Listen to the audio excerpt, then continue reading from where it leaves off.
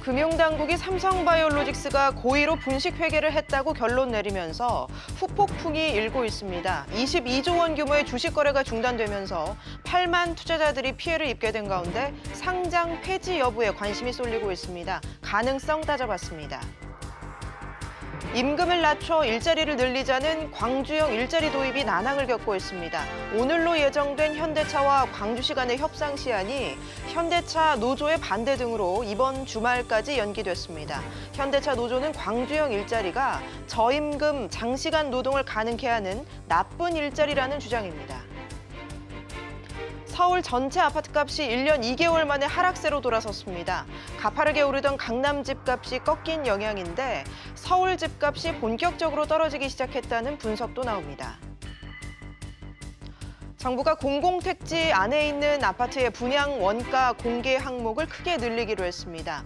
분양가 거품을 걷어내 집값을 안정시키기 위함인데 오히려 주택 공급이 줄어들 수 있다는 지적도 나옵니다.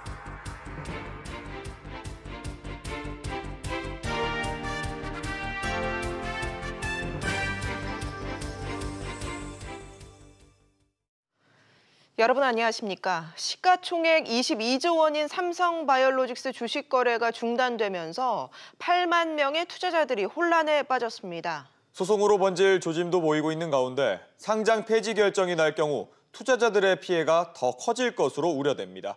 첫 소식 박규준 기자입니다. 시가총액 22조 원 규모의 삼성바이오로직스 주식 거래가 중단되면서 투자자들의 불만은 극에 달했습니다. 25주 했는데 제가 제일 비싸게 사가지고 20한 7만 원 정도에 들어갔거든요. 당국에서 제대로 검토도 안 해놓고 이제 분식회계라고 하는 게 저는 좀 불만이 큽니다. 삼성바이오로직스를 상대로 집단 소송을 대리하는 법무법인에는 소송 문의 전화가 줄을 이었습니다. 저희한테 의뢰를 해주신 분들의 276분 정도 됩니다. 이번 달 중에는 소송을 제기할 예정이고요. 어제 오늘 해서 계속 소송 제기에 관한 문의가 많이 들어오고 있습니다. 그래서 이번 달 중에 접수를 받아서 다음 달 정도에 소송을 제기할 예정입니다.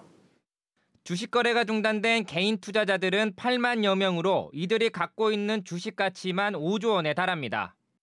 한국거래소는 삼성바이오로직스가 상장 폐지 대상인지 판가름하기 위한 상장 적격성 실질 심사에 돌입했습니다. 심사 결과 상장 적격성에 문제가 없다면 그 다음 날 즉시 주식 거래는 재개됩니다. 하지만 문제가 있다고 판단되면 기업심사위원회로 넘어가는데 여기에서 상장 폐지나 개선 기간 부여로 결론 나면 투자자들 피해는 더 커집니다. 저희 내부적으로 심사하는 데까지만 30영업일이 필요하고요. 위원회 심의할 때까지 20영업일 플러스 1개월이 추가될 수 있습니다. 한편 삼성바이오 분식회계 여파에도 셀트리온 헬스케어, 신라젠 등 시가총액 상위권에 있는 바이오주들은 상승했습니다. SBS CNBC 박규준입니다. 삼성바이오로직스를 담은 주식형 펀드에 투자한 분들도 좌불안석입니다. 국내 주식형 펀드의 열의 7은 삼성바이오에 투자하고 있는 만큼 금융업계가 촉각을 곤두세우고 있습니다. 이어서 강예지 기자입니다. 지난 8월 기준 삼성바이오로직스를 편입한 펀드는 670여 개로 전체 900여 개 국내 주식형 펀드 중 75%를 차지합니다. 은행과 증권사 등 펀드 판매사에는 삼성바이오로직스 투자 금액과 상장 폐지 가능성, 판매 등을 묻는 투자자 문의가 줄을 잇고 있습니다. 네, 고객들께서 본인이 보유한 국내 펀드에 삼성바이오로직스의 편입 비중에 대해서 가장 많이 물어본 편입니다. 펀드가 담은 삼성바이오로직스의 가격은 거래가 정지된 14일 종가 33만 4,500원에 고정돼 당장 펀드 수익률에는 직접적으로 영향을 미치지 않습니다. 하지만 불안한 투자자들의 환매 요청이 많아지면 펀드가 담은 다른 주식을 팔아 대응해야 하기 때문에 수익률이 떨어질 수 있습니다. 일반 공모펀드보다 거래 유동성이 높은 금융상품들은 당분간 높은 변동성을 보일 전망입니다. 상장지수 펀드 ETF 73개, 상장지수증권 ETN 5개 등입니다. 실질심사 방향성을 면밀하게 모니터링하신 후 이런 것들이 주가에 어떤 영향을 미칠지를 판단을 하시고요. 어떤 방식으로 리스크를 관리할 것인지 이런 거에 대한 의사결정 과정이 필요하다. 거래소는 삼성바이오로직스를 기초자산으로 하는 주식 워런트 증권 11개 종목의 거래를 중지하고 거래 정지 기간 중 만기 평가일이 돌아오면 평가일을 연기할 예정입니다.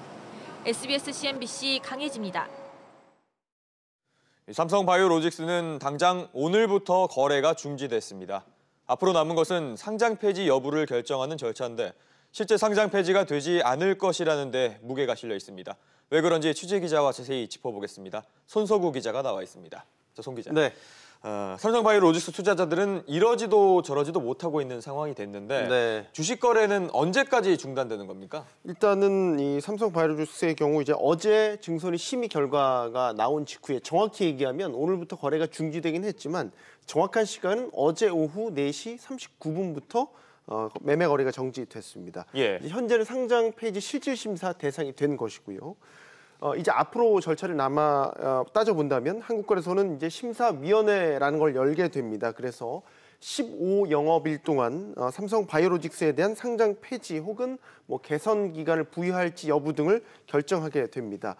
위원회는 이제 또 추가 조사가 필요하다고 판단을 하게 되면 15일 외에 또 추가로 15영업일을 더 매매 거래 정지 기간을 연장할 수도 있는 그런 구조입니다. 예. 심사위원회에서 결론을 내리지 못하게 되면 어떻게 되는 거죠? 만약 이 심사위원회에서 결론을 내리지 못하게 되면 거래소는 또 20일 안에요. 이 기업심사위원회라는 것을 소집을 하게 됩니다. 예. 이 기업심사위원회가 그러면 다시 심사를 해서 7일 이내에 결정을 하도록 돼 있습니다. 기업심사위원회까지 만약 절차가 이어진다고 본다면 최소 42영업일에서 최장 57영업일까지 매매 거래가 중단될 수 있는 겁니다. 예, 그렇다면 57영업일 이후에는 상장 폐지가 되거나 네. 거래가 재개되거나 둘 중에 하나가 된다는 겁니까? 아니요. 또 다른 결론이 여기에 날 수가 있습니다. 앞서 예. 이제 위원회가 결정을 내릴 수 있는 여러 가지 이제 결정 사항들 중에서 상장 폐지 외에도요. 개선 기간을 부여할 수 있다고 말씀을 드렸었죠. 쉽게 말해서 이제 분식 회계한 거 바로 잡아라라는 이 개선 기간을 부여한 뒤에 잘 개선했는지 다시 심사를 하고 그 이후에 잘 개선됐다라고 판단이 되면 거래를 재개시키는 그런 결정을 내릴 수도 있게 됩니다. 예. 과거 사례를 따져본다면 이 대우조선해양이 바로 이 사례에 정확하게 들어맞는데요. 분식회계에 따른 1년 3개월의 개선 기간을 거쳐서 다시 거래를 재개한 바가 있습니다. 네, 송 기자. 삼성바이오로직스에 대해서 상장 폐지까지는 결론이 내려지지 않을 것이다라는 전망이 지배적이잖아요. 네. 왜 그런 거죠? 증손이 요구대로 만약 삼성바이오로직스가 재무제표를 변경해서 다시 공시한다고 가정해 본다면 그것만으로도 사실 상장 폐지 요건에는 해당이 됩니다. 예. 하지만 이제 유가증권 시장 상장 규정이라는 게 있는데요. 여기에 제48조 2항 상장 폐지에 관한 규정들을 보게 되면요. 공익 실현이라든지 투자자 보호 등을 종합적으로 고려해서 상장 폐지 여부를 결정해야 한다라고 규정이 되어 있습니다. 이를 근거로 지금 대다수 시장 전문가들은 삼성바이오로직스가 상장 폐지 가능성까지는 극히 낮다라고 보고 있는 겁니다. 예. 왜냐하면 한때 이 시가총액 4위까지 올랐던 상장사였을 만큼 여기에는 많은 투자자들이 지금 얽혀 있는 그런 상황이고요. 또 하나 이 국내 바이오 대표 기업인 만큼 거래소가 이런 여러 가지 제반 환경들을 고려할 것이라고 판단을 하고 있습니다. 네, 알겠습니다. 송 기자 이야기 잘 들었습니다. 삼성바이오로직스의 분식회계 문제는 삼성물산의 합병, 또 이재용 부회장의 경영권 승계 문제로 연결될 수 있습니다. 이 부회장의 대법원 최종 판결에도 어떤 영향을 줄지 관심이 모아집니다. 이 내용은 신윤철 기자입니다. 고의적인 회계 부정으로 결정되면서 자연스레 관심사는 어떤 의도로 그런 일이 이뤄졌느냐로 옮겨가고 있습니다. 이 부회장의 경영권 승계 논란이 불거지는 이유입니다. 증손이의 결론은 매우 상식적이고 당연한 결론입니다. 이 모든 부정과 불공정의 배후에는 이재용 부회장의 경영권 승계 문제가 있다고 저희는 판단을 했습니다. 국정 논란과 관련해 재판을 받고 있는 이 부회장에 대해 1심과 달리 2심 법원은 경영승계 작업이 진행되지 않았다고 판단해 집행유예를 선고했습니다. 하지만 증선위의 결론은 2심의 판단 근거와 반대되는 내용으로 해석할 수 있습니다. 분식 회계 결과 이 부회장의 삼성물산 지배력, 나아가 그룹 지배력이 높아졌기 때문입니다. 따라서 금융당국이 향후 삼성물산의 감리 필요성을 언급한 것은 예사롭지 않은 부분입니다. 삼성물산에 대한 감리 필요성 여부 등은 추후에 신중하게 따로 별도로 검토를 하겠습니다. 하지만 증선위의 결정이 대법원의 판단에 어떤 영향을 미칠지 예단할 수는 없습니다. 증선위 결정이 법률심인 대법원 판결에 영향을 끼칠 확률은 낮습니다. 다만 대법원의 재량이고 의지할 수 있는 파기환송 결정이 내려진다면 이후 증선위의 결정이 중요한 추가 증거로 판단되어 삼성그룹의 부담이 커질 것으로 예상됩니다. 이 부회장에 대한 대법원의 판결은 올해를 넘겨 이뤄질 것으로 예상됩니다. SBS CNBC 신윤철입니다. 다음 소식입니다. 임금을 낮춰 일자리를 늘리자는 광주형 일자리가 좌초될 위기에 놓였습니다. 현대기아차 노조가 반대하는 가운데 광주시와 현대차가 합의점을 찾지 못했습니다. 자세한 내용 취재기자 연결해 알아보겠습니다. 최나리 기자. 네, 최나리입니다. 네, 오늘 협상의 마감 시한이라고 볼 수 있는데 타협에 이르지 못했다고요? 네, 광주시와 현대자동차가 어제부터 광주형 일자리 최종 협상에 돌입했지만 결국 합의에 이르지 못했습니다. 이로써 광주형 일자리가 백지화되거나 표류할 가능성이 높아졌습니다. 다만 광주시는 데드라인으로 정했던 오늘을 넘겨 주말까지 협상을 계속할 방침입니다. 현대차는 아직 공식적인 입장을 내놓지 않고 있습니다. 네, 그런데 협상 기간을 더 늘린다고 타결이 이루어질까요? 네, 협상 시간을 더 갖는다고 해도 현대차와 광주시 간의 적정 임금과 노동시간 등 주요 핵심 쟁점에 대한 의견 차이를 좁히기가 쉬워 보이지는 않습니다. 국회 예산심의가 마무리되는 데드라인, 즉 오늘을 이미 넘긴 셈이어서 협상 자체의 무산에 대한 위기감도 커졌습니다.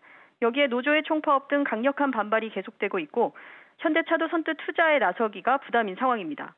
한편 투자유치협상단장인 이병훈 광주시 부시장은 18일까지 협의를 계속 진행할 계획이라고 밝혔습니다. 지금까지 SBS CNBC 최나리입니다. 네, 정부와 지자체가 지원을 아끼지 않겠다는 광주형 일자리. 왜 최종 합의가 이루어지지 않는 걸까요? 취재기자가 짚어보겠습니다. 윤지혜 기자 나와 있습니다. 윤 기자. 네. 오늘이 사실상 데드라인이었는데 합의를 이루지 못했습니다. 네, 그렇습니다. 광주형 일자리 사업에는 정부 예산이 투입되기 때문에 오늘 국회에서 예산 심의가 마감되는 오늘까지는 협상을 마무리 지을 방침이었는데요. 예산결산위원회 회의가 시작되기 전 오늘까지 합의를 못하고 결국 또 한 번 결정이 미뤄졌습니다. 결국에는 예결위가 끝나는 이달 말까지 투자 여부를 지켜봐야 하는 상황이 됐습니다. 네, 이렇게까지 결론을 내리지 못하고 있는 핵심 쟁점이 뭔가요? 네, 우선 협상의 구체적인 내용은 비공개로 진행되고 있는데요. 다만 노조 반발로 처음 구상과 달라진 부분이 생기면서 광주시 협상단과 현대차 간 이견이 좁혀지지 않은 것으로 분석됩니다. 광주형 일자리는 임금을 기존 업계의 절반으로 줄이고 적정 노동시간 등을 통해서 일자리를 늘리자 이런 구성으로 만들어졌는데요. 예를 들어서 임금을 기존의 절반 수준인 3,500만 원 수준으로 제한을 했는데 나중에는 합리적인 기준에 의거해 책정되는 게 원칙이라는 식으로 모호하게 바뀌었습니다. 또 처음 나왔던 내용에서 향후 5년간 임금 협상을 유예한다는 내용도 매년 한다는 것으로 변경이 됐습니다. 결국 임금이 반값인 것도 아니고 인단협까지 매년 해야 한다면 현대차 입장에서는 굳이 이 사업에 참여해야 할 유인이 별로 없었다는 겁니다. 이렇게 협의가 계속 불발될 경우에 광주시와 현대차 모두 책임 공방을 피할 수 없을 것 같은데요? 네, 그렇습니다. 현대차 입장에서는 광주시가 처음 제안 내용을 바꾼 것에 대해서 받아들이기 어려웠다 이렇게 설명할 수 있고요. 또 여기에 현대차와 기아차 노조의 총파업 방침이 매우 부담스러웠을 것으로 보입니다. 그럼 광주형 일자리 표류할 가능성도 있겠군요. 네, 그렇습니다. 이 광주형 일자리 사업은 친환경차 부품 조성지와 인증센터 등과 연계해서 빅그린 산단이라는 걸 조성하고 미래 먹거리 산업으로 육성한다는 이런 플랜입니다. 때문에 자동차가 핵심이 될 수밖에 없는 상황이었는데요. 그 첫 단추였던 현대차와 완성차 공장 설립이 무기한 지연되면 이 프로젝트 자체가 좌초될 수밖에 없다는 분석이 나옵니다. 한편 광주형 일자리에 반대하면서 현대중공업 등 울산 지역 노동자 4만 5천여 명이 오는 21일 4시간 총파업을 벌일 예정입니다. 협상이 좌초될 위기지만 노조의 반발과 갈등 역시 깊어지고 있습니다. 알겠습니다. 윤 기자 얘기 잘 들었습니다. 서울 아파트 값이 지난해 9월 이후 처음으로 떨어졌습니다. 강남권의 가파른 상승세가 꺾였기 때문인데 본격적인 하락이 시작됐다는 분석도 나옵니다. 황인표 기자입니다. 이번 주 서울 아파트 가격이 마이너스 0.02%를 기록하면서 지난해 9월 첫째 주 이후 1년 2개월여 만에 하락세로 돌아섰습니다.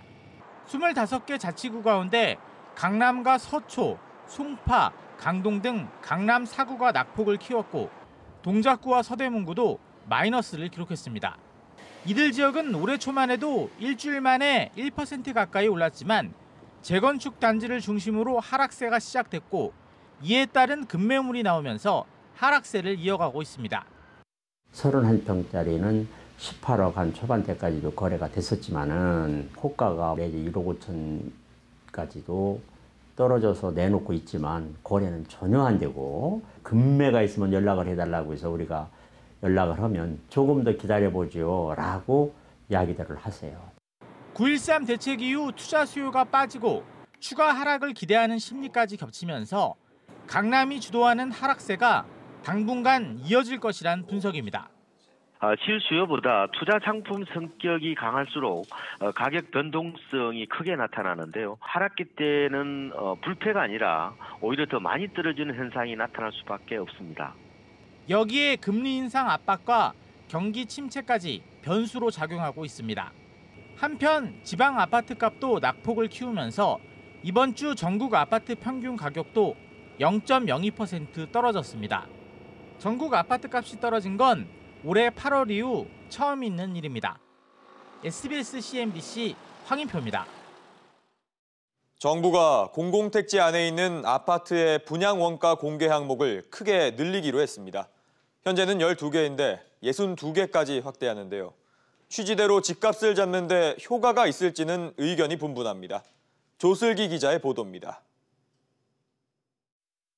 현재 공공택지에 공급되는 아파트는 택지비와 공사비, 간접비 등으로 나눠 12개 항목만 공개하도록 돼 있습니다. 하지만 건설사들이 아파트를 짓는데 어디에 얼마나 돈을 쓰는지 세세하게 알 수 없어 그동안 깜깜이 분양 논란이 끊이지 않았습니다.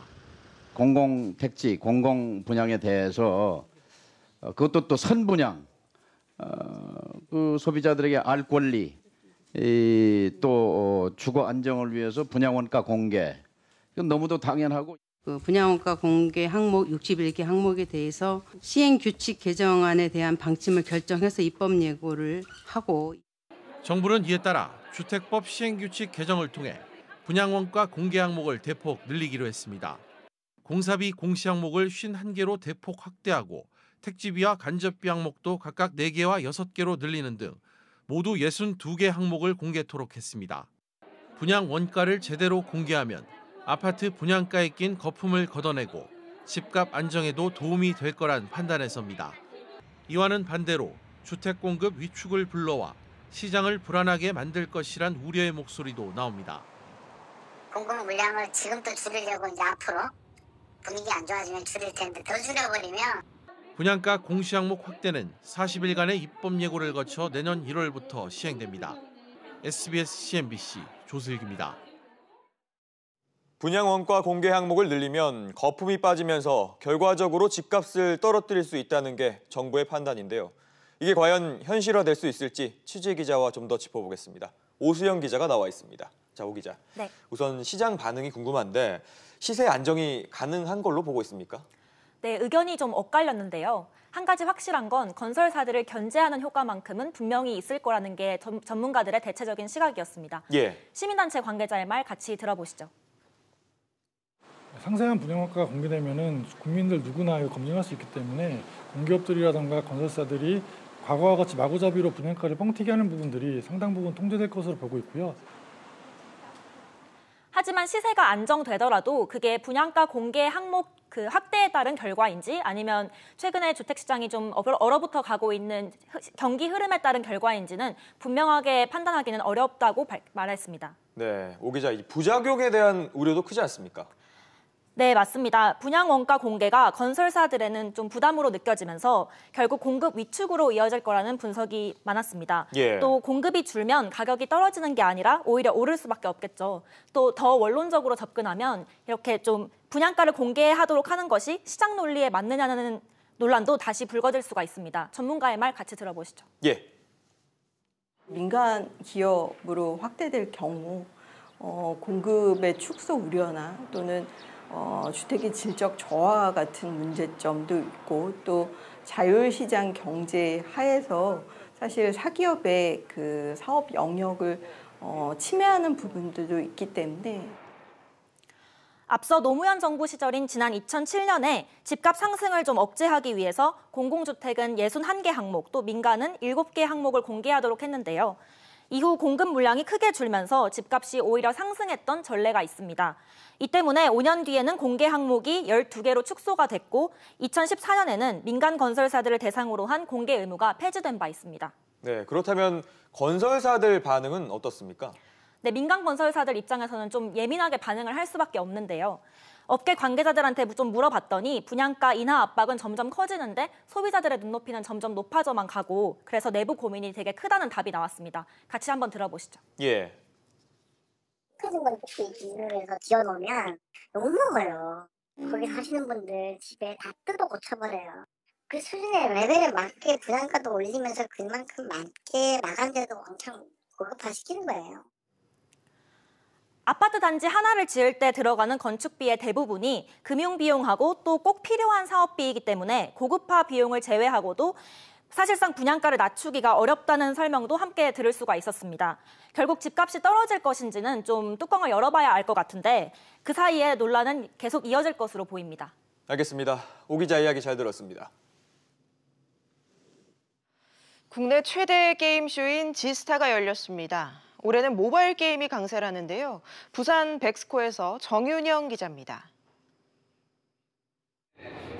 지스타 전 시장에 수백 대의 스마트폰이 설치돼 있습니다. 과거 컴퓨터의 자리를 스마트폰이 차지한 것입니다. 이처럼 올해 지스타는 모바일 게임 전시가 줄을 이뤘습니다. 많은 분들이 모바일 게임을 굉장히 즐겨 해주시고 계시고 그래서 넷마블은 올해 지스타에도 4종의 제작 MMORPG, 모바일 MMORPG 중심으로 출품을 했고요. 그렇게 해서 시장에 앞으로도 차근차근 대응해 나갈 생각입니다. 주요 게임사들은 과거에 히트쳤던 PC게임을 모바일용으로 만들어 공개했습니다. 검증된 IP를 유저분들이 좀 더 가깝게 즐기실 수 있도록 모바일로 개발을 했고요. 그런 것들이 아무래도 새롭게 개발하는 시작보다 조금 더 저희도 리스크를 줄이고 확률을 높일 수 있지 않을까 생각을 하고 있습니다. 마니아층이 탄탄했던 2000년대 게임의 부활은 30대와 40대 게이머들의 향수를 자극합니다. 초등학생 때부터 했는데 모바일로 나오니까 좀 기대가 많이 되네요. 초등학교 때 했던 크레이지 아케이드가 이제 10년 뒤에 지나서 이제 모바일로 나와서 이제 뭔가 좀 더 이제 저희 조카들한테도 이제 같이 할 수 있는 게임이 되어서 사실 기분이 좋고요. 전시회에서 공개된 다수의 게임은 내년 정식 출시를 앞두고 있습니다. 그동안 신작 가뭄이었던 게임 업계가 지스타를 기점으로 활기를 되찾을 것으로 보입니다. SBS CNBC 정윤영입니다.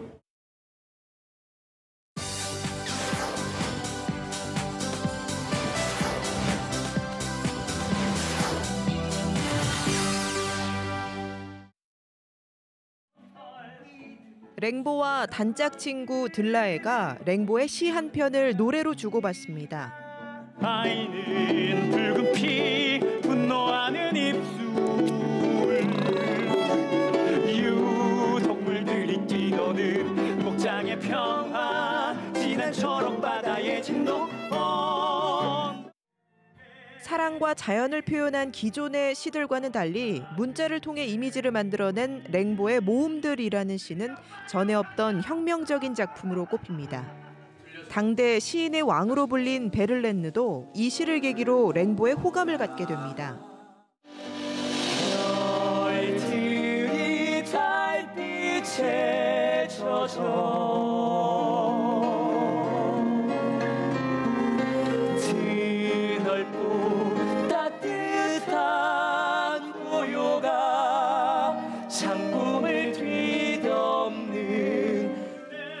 자신의 시만큼 자유롭고 파격적인 삶을 살아간 랭보를 국내에서 처음으로 뮤지컬 무대에서 만나볼 수 있습니다.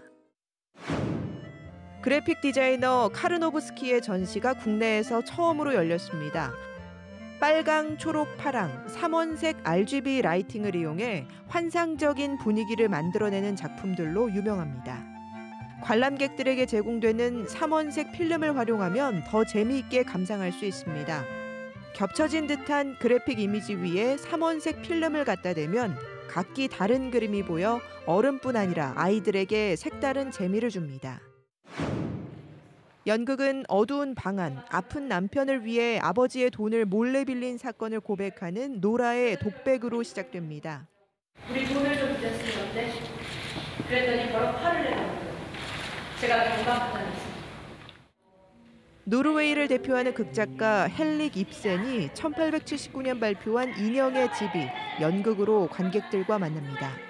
순종적인 딸이자 아내인 노라가 가정을 버리고 자신을 찾아 떠나는 여정을 담은 작품은 러시아 최고 권위의 황금 마스크상을 받은 유리 부투소프가 연출을 맡았습니다.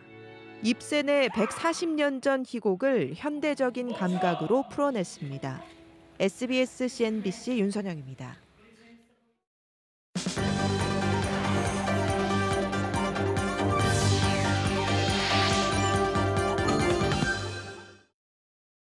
JW 중외제약의 공익재단인 중외학술복지재단이 발달장애인을 위한 미술 공모전인 JW 아트 어워즈 시상식을 열었습니다.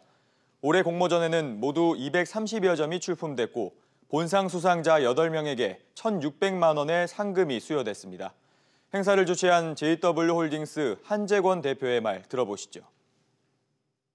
교육의 기회가 아무래도 부족한 장애인들을 위해서 그들이 예술인으로서 사회에 당당히 자리매김할 수 있는 계기를 마련하는 것입니다.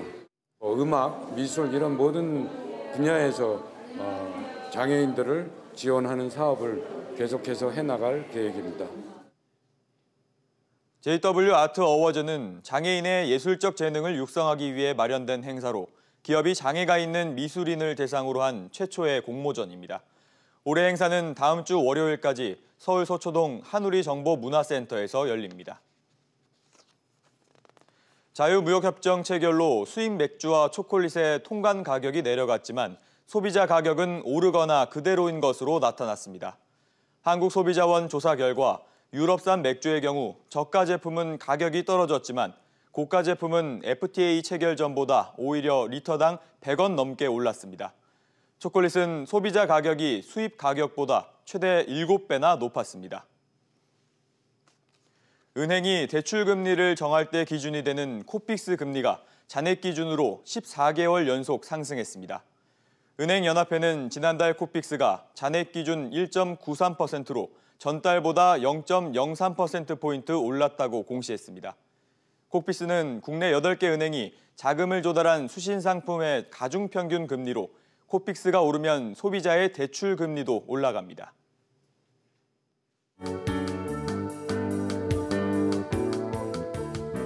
안녕하세요. K웨더 라이프스타일 예보 윤지향입니다.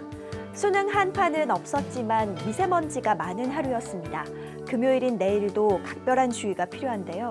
강원 영동을 제외한 전국에서 나쁨 단계를 보이겠습니다. 중부와 전북, 경북은 오전에, 전남과 경남, 제주도는 오후에 농도가 더 짙을 것으로 보입니다.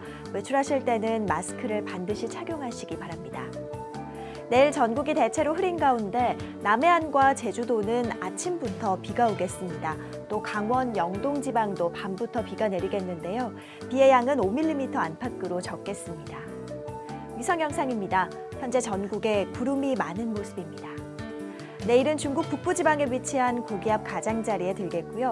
남부지방은 제주도 남쪽을 지나는 기압골의 영향을 받겠습니다. 중부지방 대체로 흐리겠습니다. 아침 기온 서울과 대전 6도, 낮 기온은 서울 12도, 대전 13도로 예상됩니다. 동해안 지방도 흐린 하늘이 이어지겠고요. 강원 동해안 지역은 밤부터 비가 내릴 것으로 보입니다.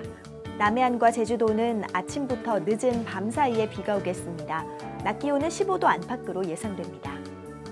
물결은 서해상에서 최고 3m, 동해와 남해상에서 최고 2.5m로 높게 일겠습니다. 주말부터는 아침 기온이 더 떨어지고 한낮에도 10도 안팎에 머물겠습니다. 날씨였습니다. 뉴스프리즘 여기서 마치겠습니다. 편안한 저녁 보내시기 바랍니다. 고맙습니다.